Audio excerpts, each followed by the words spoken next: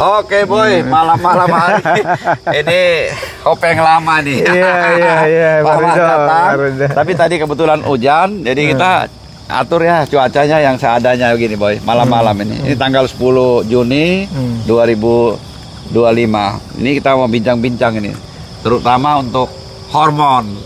Sama nanti insek sama fumi. Siap. Kita tahu dari internal tanaman itu ada namanya genetika sama hormon ya. Hormon ya. Kalau hormon itu kita itu ada yang untuk pertumbuhan, ada yang untuk yang menghambat.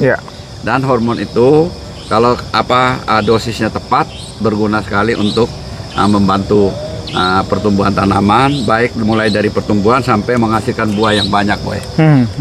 Boy bisa, mendingan kita menuju ke ini ya. Jadi kita tahu hormon itu tidak ikut di proses metabolisme. Kalau genetika, dari internal itu dia yang ikut. Yang genetika itu adalah dari genetika, dari sifat metabolisme itu dari genetika ya. Kita mau tanya-tanya ya, Pak Mar, ini banyak sekali. Kita lihat bulan-bulan ini sampai ke bulan 7, 8, 9 itu orang udah mulai mau kebun itu kalau bisa menghasilkan pesta yang banyak, pesta yang baik dan menghasilkan bunga yang banyak gitu ya, betul. Menuju ke generatif. Nah sekarang banyak yang ngomong mengenai pakloputrasol. Ya gimana kira-kira tuh Pak? Jadi ke depan ini biar pengalaman untuk pekebun itu bisa bertambah gitu, karena banyak yang masih tabu membicarakan itu, padahal sebenarnya itu bisa membantu supaya pekebun itu bisa menghasilkan hasil yang banyak, hasil yang seragam, dan buahnya juga banyak nanti dapatnya. Makasih Pak Rido. Jadi kita bicara tadi benar bahwa pro kontra lah kalau kita ngomong pakloputrasol. Jadi pakloputrasol ini kan bukan barang baru. Di semua negara yang menghasilkan mangga, terutama mangga, karena mangga ini kan memang komoditas yang di tropis ya, tropis sangat-sangat populer. Ini adalah satu alat yang disebut sebagai kita menyebutnya EFT, Early Fruiting Technology. Jadi kita berharap, karena kalau permainan buah itu kan sebenarnya ada di keserempakan. Kita dapat tantangan kalau kita menggunakan secara alami, pembungaan secara alami. Problemnya adalah kalau kita punya tanaman 1000, itu mungkin 20 dulu, habis itu 30. Nah ini secara manajemen itu agak menyulitkan kita.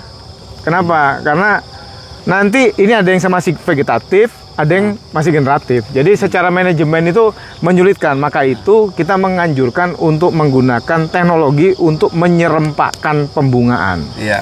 Nah sekarang ini alatnya yang baru kita identifikasi efektif dan terbukti itu adalah memang pakloputrasol. Catatan dulu ya Pak Mar sebelumnya. Catatan ya untuk pekebun ya. Kita lihat pekebun di Thailand sama di Malaysia, terutama di Thailand. Mereka menganggap suatu keberhasilan dari kebun itu jika 95% itu bisa produktif dan membuat hasil buahnya banyak gitu.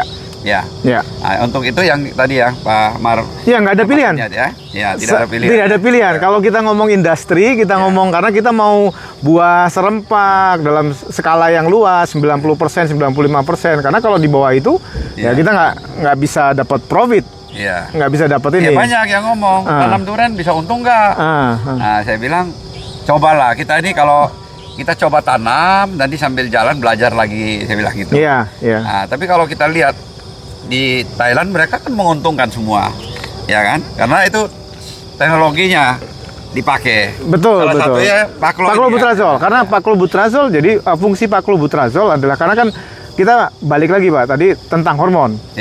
Jadi pada saat vegetatif itu hormon yang paling dominan terutama di pucuk-pucuk itu kan gibberellic acid. Sebenarnya ada GA3, ada GA4, GA7. Tapi orang lebih kenal hanya GA3. GA4, GA7 mungkin orang nggak. Nanti kita bisa bahas ke depan. Tapi yang penting GA3, gibberellic acid 3 ini adalah hormon yang cukup lengkap, di mana terutama di dalam fase vegetatif itu dia ada terakumulasi di pucuk-pucuk gitulah, di pucuk-pucuk tunas baru. Nah, Kalau tunas baru terus terbentuk, dia nggak akan pernah bikin buah. Maka itu perlu dihentikan. Makanya disebut paklobutrazol itu adalah gibberellic acid inhibitor atau penghenti gibberellic acid. Nah itu aja prinsipnya. Nah diberikan dengan kalau hormon itu kita harus sangat spesifik karena terkait dengan umur tanaman itu beda dosisnya. Karena respon terhadap dosis itu tergantung dari tingkat besarnya pohon, gitu. Nah itu yang paling ini. Jadi fungsinya adalah benar-benar hanya menghentikan produksi dari gibberellic acid, sehingga terbentuklah pembungaan. Jadi sebenarnya hormon itu, kalau kita lihat dari tanaman sendiri ada 5 ya. Kalau yang paklobutrazol itu dari luar harus diberikan luar. Jadi tanaman nggak bisa produksi. Jadi nggak bisa produksi. Kita tahu bahwa hormon yang ada di tanaman itu 5 yang sering yang diomongin ya. Yang membangun itu auksin, sitokin, gibberellin. Terus yang menghambat itu ada absisat sama dengan gas etilen ya. Etilen untuk pematangan buah. Absisat ini biasa kalau kita lihat pohon rontok semua bunganya, itu kerjanya absisat itu ya. Stres ya. Stressing. Kalau auksin kita tahu untuk perakaran, sitokin untuk tunas, gibberellin untuk bantu pembungaan dan produksi gitu ya. Jadi selain dari 5 ini hormon itu buatan dari luar. Dari luar ya. Jadi sintetik ya. Sintetik. Ya. Terus Boy, banyak selain paklo untuk kita lihat untuk tanaman produksi, kira-kira ada apa lagi Pak Mar yang dipersiapkan? Kita bicara tadi kan kalau kita jangan sampai terjebak dengan karena hormon. Sekali lagi bahwa hormon itu seperti lampu merah, Pak. Dia hanya ngomong stop and go. Provokator. Iya, jadi hanya ngomongin gitu aja. Jadi ini fungsi ini benar-benar tidak terlibat di dalam produksi, produksi enggak. Dia hanya benar-benar membuat suruh jalan sama suruh stop pertunasan, itu aja prinsipnya. Jadi maka itu kalau kita ngomongin itu jangan sampai kita senang sudah berbunga, habis itu kita lupa yang lain-lain ya kan gitu.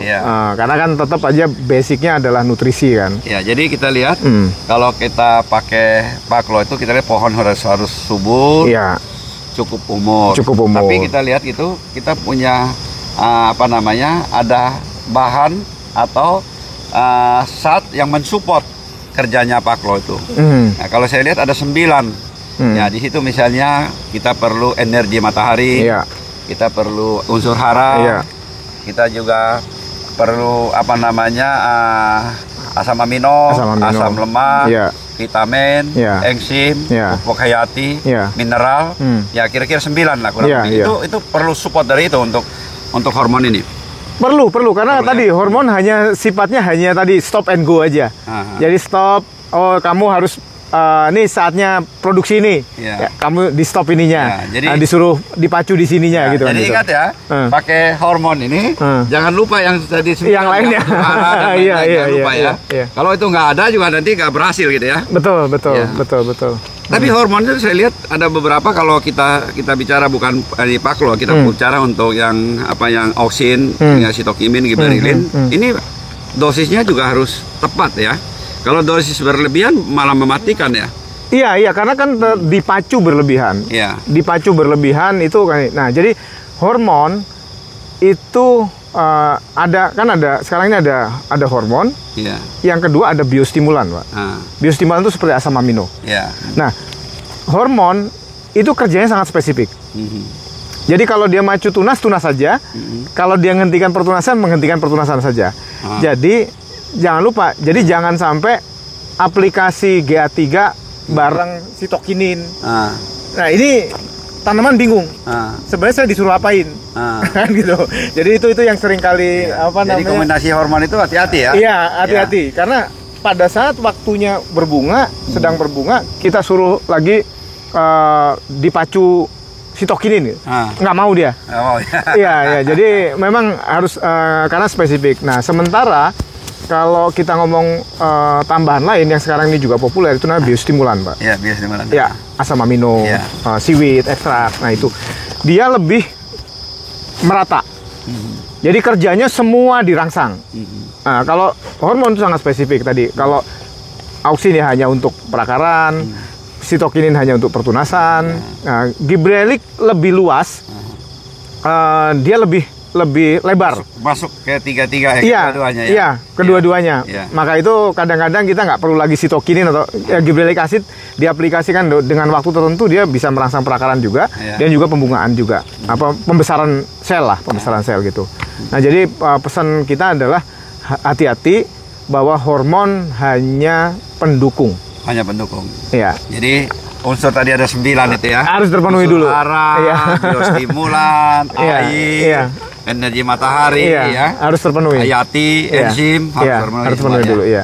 Ya. Sebelum Tapi kita lihat ngomongin. ya kalau kombinasi hormon yang sederhana 5 ini, dari auksin sama gibberellin itu Iya. bisa mencapai tujuan yang baik dengan dosis yang tepat ya. Iya. Sitokimin sama gibberellin bisa ya dengan dosis yang baik. Tapi auksin sama sitokimin bahkan mematikan, nggak bisa dua ini. Iya, nggak bisa. boleh Nggak barengan, bisa, nggak boleh iya, barengan, nggak boleh barengan. Oke. Nah, Jadi Boy mau tanya apa lagi Boy? Kebetulan ini kan gelap Boy. Nah, papar ini kemarin ada 3 minggu yang lalu sempat penasaran karena di sini panas, pucuknya udah model-model mau kebakar gitu. Dia curiga wah ini mungkin gara-gara inseknya yang salah atau fumi yang salah. Iya, iya, Di bulan di ekstrim begitu ya. Sebenarnya papar menurut Pak Mar itu kita Starban sama Starer itu lebih keras daripada Kurakon. Iya. Nah, jadi yang Papar waktu itu semprot apa tuh? Kurakon atau Starer atau Starban? Starban rasanya. Enggak, kita pakai Starban Starel itu cuman tatkala masuk kumbang grayak. Oh, kumbang grayak. Jadi waktu itu memang nggak pakai. Nggak pakai. Nggak pakai Kita sama sekali. pakainya aplikasinya pakai Kurakron. Itu kalau dulu kita sering pakai Lanet. Oke, oke. Lanet lebih ini ya. Dia apa? Tirasol juga. Oh enggak, dia karbamat. Karbamat, ya. Karbamat. Karbamat lebih levelnya lebih rendah dibandingkan Iya. itu, lebih aman. Lebih aman ya. Lebih aman dibandingkan Untuk fumi ya. Ya. insek. Insek itu untuk insek ya. Kalau Insek. untuk fumi, misalkan kita fumi, kita pakai skor. Nah, skor itu sebenarnya juga bisa ada penghambatnya. Jadi makanya Penghambat. daunnya nggak bisa lebar. Iya. Nggak bisa lebar. Bahkan secara itu bisa lebih mempercepat pembungaan mata ketam. Betul. Ada unsur ini ya. Jadi skor memang kalau lagi baru tunas. Pertunas kita nggak sarankan. Ya. Kita nggak sarankan. Kita pakai antrakol boleh. Antrakol basic lah. Basic, Musim kapan aja boleh. Nah, kalau Karena Jepang- itu dasar sama. Karena ini satu grup. Satu grup ya. Jadi kalau pakai salah satu aja. Ya. Jangan dipakai bersamaan karena fungsinya sama, Nah, golongannya sama. Ya. Jadi nggak terlalu ini. jadi papar bisa pakai antrakol. Nanti mungkin berapa lama Paling lagi pakai pakai. ditan. Bisa. Ya. Nah, kalau skor lihat kalau daun udah tua semua, Baru boleh. nah baru boleh gitu. Baru pasang boleh. gitu. Baru Kita boleh. tahu kalau insek atau fumi kan ada yang kontak, ada yang Sistemik ya. Kalau sistemik masuk dalam jaringan, Nah. dia ikut di dalam jaringan jadi masuk ke tanaman gitu ya. Ikut di proses itu ya, metabolisme enggak dia. Iya. Ikut ya? Ikut Ikut ya itu ya. Ikut. Ya itu untuk insek, untuk fumi mungkin Pak Mar bisa Iya. pendapat untuk Saya bagaimana untuk gini, satu kebun ya. sebenarnya durian ini kalau untuk dari sisi insek fase vegetatif ya terutama itu ulat nggak terlalu, Ya. iya kan? Dia yang paling masalah cuma kumbang. Ya, betul. Iya, jadi kumbang ini karena kan kumbang ini kan dia punya ini keras pak, Iya. maka itu disarankan pakai insektisida kontak. Makanya pemilihan kayak Starban itu kan klorpirifos plus sipermetrin. Ini kombinasi dua ini udah sangat cukup. Udah sangat cukup lah, maksudnya ini dengan 1 sampai 2 mili. Yang penting saran saya tidak lebih dari 2 mili per liter air. Liter. 1 sampai 1 sampai 2 itu udah maksimal. Jadi kalau kondisi ini, kenapa? Karena ini sudah cukup. Jadi menurut saya nggak pernah nemuin masalah yang sangat kompleks di sisi hama itu selain kumbang. Jadi makanya kalau begitu tunas, dia paling lubang-lubang apa sih. Nah, itu kan kita untuk itu preventif. Preventif, kita rutin aja. Selagi kita rutin ini. Nah, problemnya kalau nanti sudah masuk, kalau panasnya di atas 36 derajat, dia yang masuk itu kutu kebul, Pak. Betul. Nah, kutu kebul itu lebih problem dibandingkan kumbang. Kutu kebul yang putih-putih itu ya. Yang putih-putih. Nah, kalau sudah di bawah ini kumpul-kumpul ya. Keriting. ya, kalau sudah kutu kebul, saran saya masuknya itu adalah golongan neonik karena starban itu sudah nggak kuat. Betul. Gitu. Jadi itu neonik. Neonik itu neonikotinoid lah golongannya. Ada Pegasus. boleh. Terus yang juga kuat juga abamectin juga oke. Abamectin. Yang ketiga itu imidacloprid. Nah itu kalau sudah masuk ke levelnya kutu daun. Kutu daun. Ya. Nah, jadi kalau suhunya biasanya di bawah masih 30-an, 34 itu kumbang cuma. Nah, tapi nanti kalau suhunya ekstrim itu kutu. Ya? Nah, kalau kutu itu harus segera diganti. Dan harus dimulai dirotasi. Jadi karena starban dan kawan-kawan ini sudah nggak mampu lagi. Nggak mampu. Kalau Pegasus itu masih dia okay. trips apa segala masih. Tapi ada beberapa tadi Pegasus boleh, abamectin boleh, terus imidacloprid itu Confidor. Nah, Confidor boleh. Nah, mereknya bisa lain-lain, tapi prinsipnya bahan aktifnya lah. Gitu. Nah, itu yang saya sarankan. Karena nggak ada yang selain dua itu sebelum berbuah. Kalau sudah berbuah baru ada pengebor. Pengebor buah. Itu nanti lain lagi ceritanya. Itu apa? Itu sama kasih insek juga kan? Itu kan insek juga. Tapi itu benar-benar dari awal. Dari awal. Jadi bola pingpong. Iya, bola pingpong itu harus rutin. Nah, karena dia masuk, naruh telur, dia langsung masuk. Nah, itu yang lebih berat gitu. Tapi selagi ini nggak ini. Nah, yang kedua kalau dari sisi fungi kan cuma ada dua, Pak. Fungi itu satu golongan yang bikin karat. Karat kuning-kuning di daun. Hawar daun. Iya, hawar-hawar daun. Nah, itu. Terus yang kedua itu busuk basah, yaitu Phytophthora. Ya. Nah, Phytophthora itu hanya muncul dalam kondisi kelembaban tinggi. Jadi panas, kelembaban tinggi dari bawah. Iya, kelembaban tinggi itu baru muncul Phytophthora. Tapi kalau enggak, itu hanya kuning, hanya karat, hanya bercak. Ya, bercak. Selagi kita rutin aplikasikan fungisida seperti Antrakol, Mancozeb atau Ditan, itu cukup terkendali. Karena rata-rata kan kita nanam nggak di ketinggian yang ekstrim ini, mungkin kebunin kita 100. Banyak panasnya daripada dinginnya kan gitu. Jadi fungi juga bukan isu. Nah, saya melihat dari sisi kebun durian ya, hama penyakit relatif sebenarnya nggak usah macam-macam, nggak usah terlalu ini ya. Tadi udah kalau hama ininya karena ulat juga jarang kumbang sama kutu daun. Nah, itu aja. Sama kumbang gerayap. Kumbang gerayak sama kutu putih itu. Iya, itu yang paling starban langsung habis kan? Iya. Oh, itu udah cukup. Nggak usah yang macam-macam lah gitu kan. Nah, kalau udah kutu tadi ini. Nah, penyakit juga jadi golongan itu nanti kalau terpaksa harus pakai triazol seperti skor, difenoconazole, hexaconazole, itu benar-benar diusahakan pada saat nggak ada pertunasan, Pak. Iya. Karena itu langsung berhenti. Kita jarang pakai skor. Cuman kita rollingnya itu Ditan sama Antrakol. Iya. Pencegahan lah ya. Iya. Nanti kalau umpamanya nggak bisa ini juga, ada kontak yang lebih tinggi lagi, yaitu klortalonil. Saya sarankan. Jadi yang paling rendah levelnya itu kita anggaplah yang paling rendah itu adalah Antrakol, yang medium itu Ditan, yang lebih tinggi untuk kontak itu ada namanya klortalonil, mereknya Daconil. Kalau Kuproxat? Kuproxat dia kontak tapi general, dia bisa untuk bakterisida dan juga fungi. Cuma Cooper itu seringkali sensitif. Dia CU tinggi ya? Iya, CU tinggi kan, CU-nya ada 80%, ada ini. Jadi kadang-kadang justru dan Cooper itu agak sensitif kalau dicampur.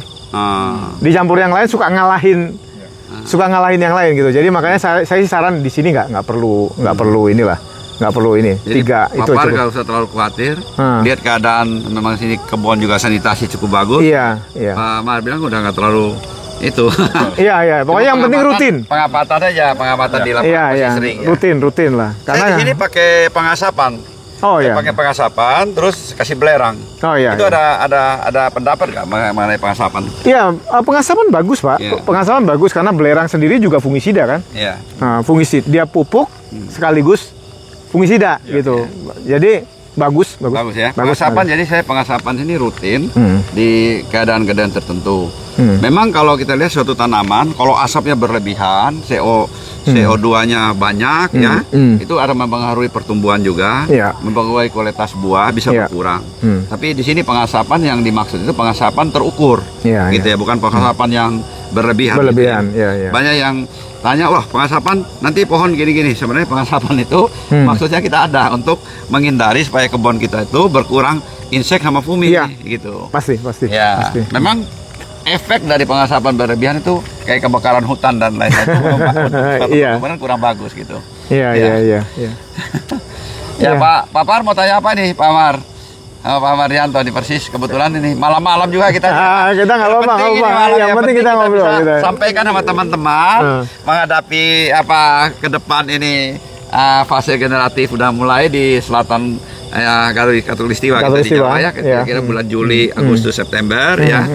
Nah, mungkin di sini kalau saya tambahkan jauh-jauh hari mungkin ada 1 bulan, 2 bulan yang lalu orang udah mulai masukin fosfat. Iya. Ya. Iya. Tapi kita lihat kan sekarang ini kan cuacanya kan kemarau basah kalau Betul, dibilang. betul. Kita udah masukin fosfat 2 kali, tapi masih hujan terus terubus lagi gitu. Iya, iya. Nah, kalau terubus lagi kita mau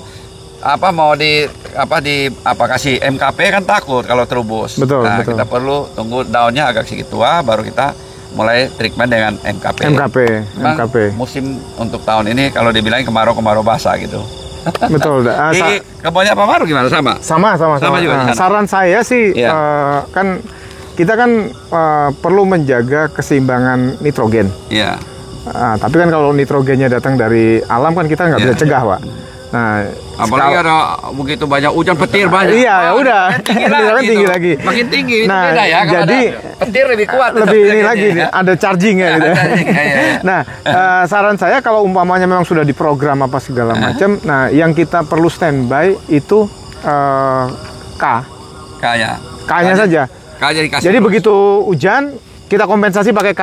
Kasih KNO3 atau apa itu? Oh jangan, K yang tunggal. Oh, K tunggal. K tunggal bisa KCL atau ZK. Set K ya? ZK itu lebih Kalau aman. KCL kan ada Klornya, ada klornya. Saran Iya. saya ZK. Set K itu ini K. K, iya K sama sulfur. K sama sulfur ya. Iya, ZK kan. Kalau kita spray gimana? Kalau pakai SOP, SOP bisa. tapi kan masuknya ke daun. Betul, tapi kan ini kan yang kita jaga adalah karena kompensasi nitrogen karena masuk ke lewat tanah. Ya. Jadi makanya yang salah satu membalansnya atau mengimbanginya itu hanya dengan K. Makanya ada beberapa kawan-kawan yang menggunakan garam. Ya. Gitu. Itu kan cara paling murah karena paling iya nitrogennya. Iya, Itu nitrogennya. Sebenarnya kalau KCL kan ada garam juga sedikit. Betul. Nah, jadi saran kita pakai untuk apa tadi? ZK ya. Iya, ZK. Itu K murni dia.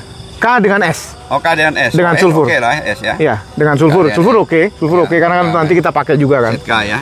Itu berapa persen dia punya kali apa? Saya lupa nanti kita Tapi cek cukup ya. tinggi itu ya? Cukup tinggi. Tapi kalau kita paling nggak ada klornya. ya kalau kita spray ke daun mengenai pakai SOP yang K-nya 62 oke juga mungkin ya. Oke. Langsung ya. Nah itu kan dengan case yang saya bilang bahwa dalam case hujannya terus sementara kita sudah program kan. Nah, sudah program. Nah ini kita harus Pusing juga nih. Iya, makanya harus kita imbangi kan gitu. Kali malah keluar pucuk. Iya, Banyak lagi dia. iya. Karena nitrogennya tersedia. Iya. Nah, karena di sini nitrogen- hujan panas. Aduh. Nitrogennya tersedia. 2 hari sekali Pak ini. Iya. Itu makanya tergantung. Tadinya bulan-bulan yang lalu, 2 bulan yang lalu kita kasih fosfat. Ah. Terus saya bilang sebulan yang lalu, 3 minggu yang lalu kasih fosfat. Saya datang sini, ini terubus. pucuk keluar, matahari panas, terubusnya rada kebakar. Datang sini terubusnya panjang 20 Panjang, cm, iya. Aduh. Oh, iya. Jadi kita mesti unsur K ya. Tapi saya besok mau rencana saya mau kasih itu dulu trichoderma sama sama apa? Mycorrhiza. Mycorrhiza. Ya. Oke. Untuk menghadapi musim panas, Kemarau ya. ya musim kemarau kita kasih Ya. mycorrhiza, triko untuk menghindari Cryptophora ya. Iya. Ya, Iya. kita kocor aja di bawah kanopi lebih bagus itu ya. Iya. Saya nggak atau tahu di tanam. mycorrhiza dalam bentuk apa. Mycorrhiza serbuk tapi bisa dikocor itu di air. Bisa nggak itu Pak Bar? Karena mycorrhiza yang di Indonesia serbuknya itu biasanya carrier-nya bukan Untuk semprot ya? bukan untuk semprot ya. Oh, mesti tabur. Untuk tabur, Iya. untuk tabur. Emang kalau Iya. dihituin ngambang. Iya, iya. Karena itu iya, iya. Putih dia. Kalau trikonya bisa dia. Kalau trikonya bisa, karena di Indonesia itu yang mycorrhiza yang ada itu semuanya nggak ada yang water soluble. Oh. Ya, Gitu. ya, ya. Jadi saran saya mycorrhizanya ditabur. Seperti ini. Ditabur. Atau ditabur semua baru siram air. Iya, Juga. iya, iya, Ya. iya. Karena itu carriernya dia pakai zeolit. Oh iya. Ya. Makanya kalau dikasih air dia naik gitu. Ya udah Papar ini kan sudah pas lagi hujan. Besok coba Iya, ditabur aja, Pak. Itu Papar. Ya. Papar hitung-hitung buat ada yang beresin dulu yang ini yang di ini. Iya. Ya. Untuk Ya, menghadapi musim panas ya udah. Kalau Ya. kasih mycorrhiza harapannya kan akarnya Dia bisa lebih banyak. ya, establish. Ya nanti ini. Tapi saya di sini udah mempersiapkan air yang cukup ini. Ya, ya, ya, paling nggak bisa bantu-bantu lah. Ya, saya pikir satu kebun ada teman kita kalau musim kemarau panjang juga dia air kurang tersedia juga pohonnya. Waduh. Buahnya juga nggak bisa besar-besar. Nggak. Dan banyak yang rontok ya. Pasti. Karena pohon kan ngasih signal. Ya. Begitu lihat kadar air dia turun, dia kasih signal untuk ngerontokin kelebihan bebannya kan. Karena kalau nggak dia mati. Dia mati kan Ya, gitu. ya, ya. Dia pohon kan dia udah tahu bahwa ini saya cuma mampu ngidupin 10 buah. Sementara di pohon ada 50 buah, ya 40 terpaksa kita rontokkan kan Jadi signalnya seperti itu. nature memang pohon itu buat melanjutkan kehidupannya dia punya cara sendiri. Punya cara sendiri gitu. Ya, ya, ya. Jadi kita lihat kan ada pohon, ada genetika, ada pengaruh ada, abiotik, ada pengaruh biotik, biotik. tapi pohonnya bisa exist. Hmm. Dia ikut keadaan nature-nya kehidupannya, Boy. Iya. Betul. Apalagi tambahan Pak Amar. Ini kita lihat teman-teman kan sekarang sebenarnya punya kebun itu banyak sekali kadang-kadang juga masih meraba-raba ya. Apa Amar kan udah berkecimpung banyak di hormon, kemudian di insek bumi juga. Iya. Mungkin di yang lain-lain kan punya kebun juga, punya Iya. pengalaman. Iya. Bisa di-sharing sedikit supaya teman-teman pekebun ini bisa lebih sukses ke depan gitu. Ya, saya sih yang pertama masa kritis sesuatu tanaman itu kan di sepertiga umur lah.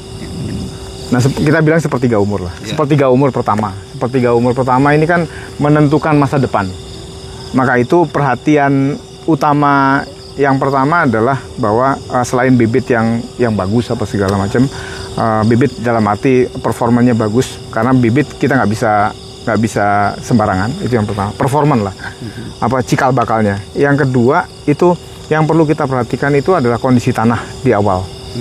Karena makanya saya tadi karena nyinggung mycorrhiza, saya sarankan setiap penanaman durian pakai mycorrhiza. Pakai mycorrhiza ya. Kalau saya hukumnya wajib.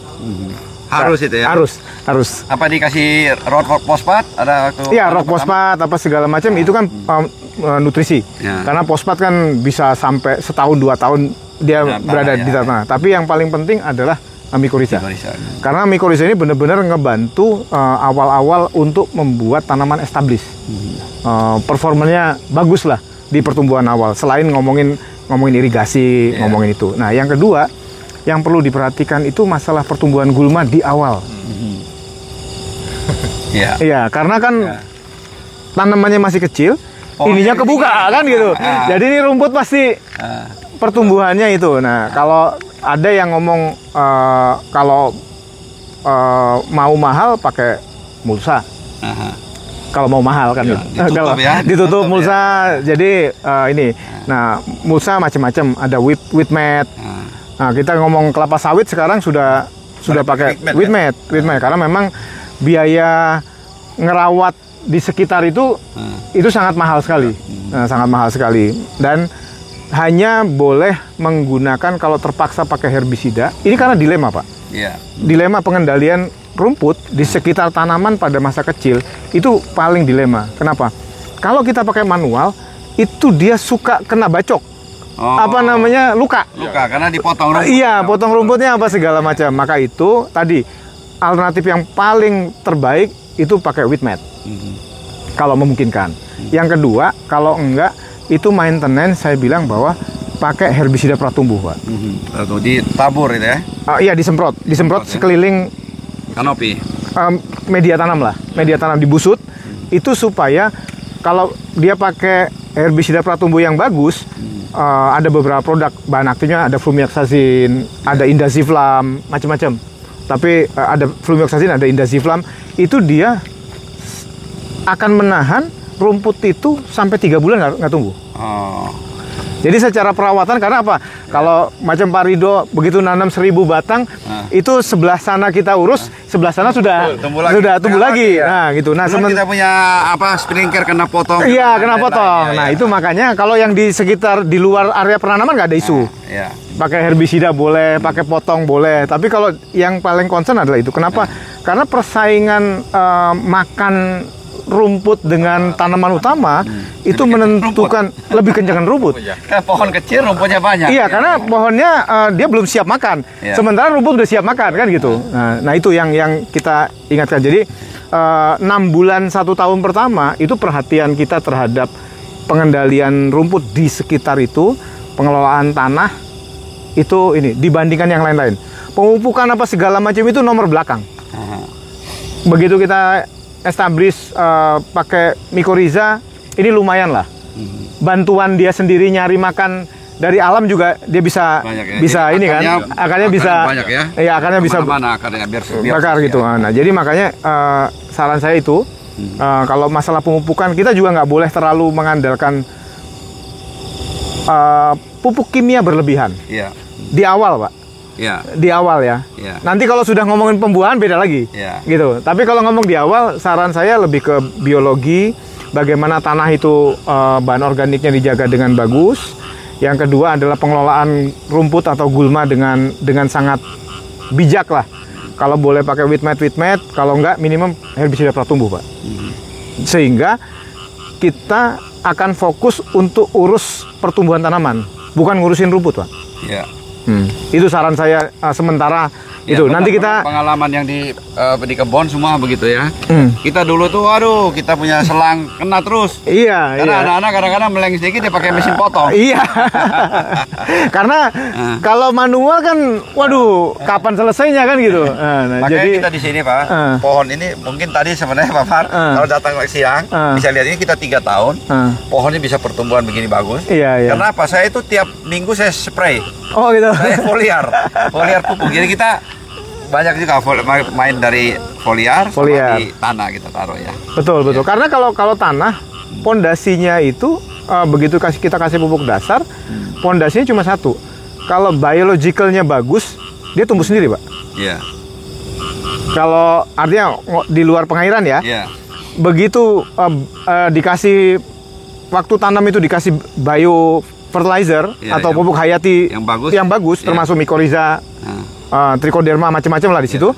Itu untuk 6 bulan 1 tahun dia sebenarnya udah bisa hidup dari situ. Jadi kita taruh di tanah ya. Iya. Seperti yang kalau kita di sini, kalau saya lihat itu kan bisa pakai SS, SS yang dari Merauke. Iya. Kita bisa pakai juga fosfat rock fosfat. Kita taruh di situ. Sehingga pertumbuhan awalnya itu walaupun di atasnya banyak rumput, dia udah cukup nutrisinya ya. Betul. Mungkin nanti kita bantu dengan foliar.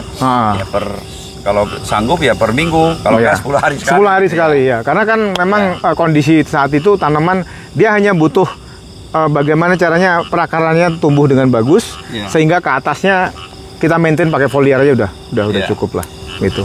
Dan mungkin kalau lokasi tanahnya kurang bagus, kita perlu juga menstabilkan pH-nya. Karena supaya fosfatnya bisa jalan gitu ya. Bisa. Ya, dengan adanya biofertilizer, pupuk hayati, itu otomatis, Pak. Otomatis. Karena dia bisa hidup sendiri, dia bisa bantuin kita lah secara alamiah lah gitu. Kita lihat kalau perkebunan ya di Thailand itu ya, mereka bisa merata pertumbuhan. Makanya yang saya bilang tadi 95% bisa ada produktivitas dari tanaman itu, dan sehingga mereka bisa dapat profit. Kalau kita di sini tanam 100, ya yang berbuah mungkin 30, 40 itu jadi kadang-kadang orang bilang wah itu tanam durian bisa untung apa enggak. Iya. Mudah-mudahan yang kita bicarakan hari ini ya teman-teman bisa menyimak Ya. dan ke depan itu bisa menghasilkan 95% yang dimaksud tadi Yang yang kita dimaksud, bicarakan betul, gitu betul, ya. betul. Ada penutup ya Pak Mar. Ya, Sore ini. kita saling menyemangati karena ini kan perkebunan durian di Indonesia ini kan kita masih sama-sama belajar lah. Iya. Kita masih sama-sama belajar, jadi kita belum punya patokan SOP, terus setiap varietas seperti apa, studinya masih belum sangat inilah. Maka itu, ayo kita sama-sama belajar lah, kita belajar dan kita terbuka dengan informasi-informasi yang ada. Dan kita punya lahan praktek kebun kita masing-masing. Kita coba record dengan baik, karena recording history, Pak. Itu saya sarankan dengan baik. Gitu. Jadi setiap tanaman, setiap ini kalau kita punya catatannya, punya sejarahnya, nanti itu sangat membantu kita nanti pada saat mengembangkan kebun kita supaya pada saat lebih luas atau kita buka kebun lagi. Terima kasih. Terima kasih Pak Mar. Ini memang hari ini saya senang sekali. Banyak hal yang tidak terjawab. Pak Mar juga udah kadang-kadang juga banyak tanda tanya terjawab semua ya Pak Mar ya. Ya. Mudah-mudahan ke depan kita juga ada buatkan asosiasi kebun durian Indonesia dan Pak Mar salah satu di situ juga yang sebagai ahli nanti. Kita sama-sama belajar. Sama-sama belajar dan membimbing karena sudah lebih duluan ya, udah pengalaman di mengenai hormon dan insek fumi udah berapa tahun Pak? Sebelumnya kan sudah di perusahaan itu ya Pak ya? Saya dari mulai lulus sekolah sampai hari di situ Pak. Ada udah 20 tahunan ya? Tahun ini 26. 26 tahun. 26 ya. tahun. Jadi pengalaman sekali ya. Pengalaman yang kita dapat malam ini mudah-mudahan berguna untuk semua teman-teman pekebun di malam yang gelap ini. Walaupun hujan, saya bilang boy sayang sekali kalau kita nggak bikin YouTube untuk sama-sama kita belajar sama teman-teman supaya teman-teman semua pekebun bisa maju. Malam hari kita pikir karena tadi hujan. Pak Mar tadi kena macet di jalan tadi ya. Mudah-mudahan kalau di kesempatan yang lain kita di kebun sambil bisa jalan lihat, kita bicara lagi yang lebih lanjut gitu. Siap. Terima kasih. Kasih. Mohon maaf kalau ada yang salah karena kita terus belajar untuk membantu sesama kebun. Sama sharing ya. Kita bicara begini kita dapat masukan juga banyak ya Pak Mar. Iya, sama-sama kita. Terima kasih, maju terus pendurian di Indonesia. Mantap.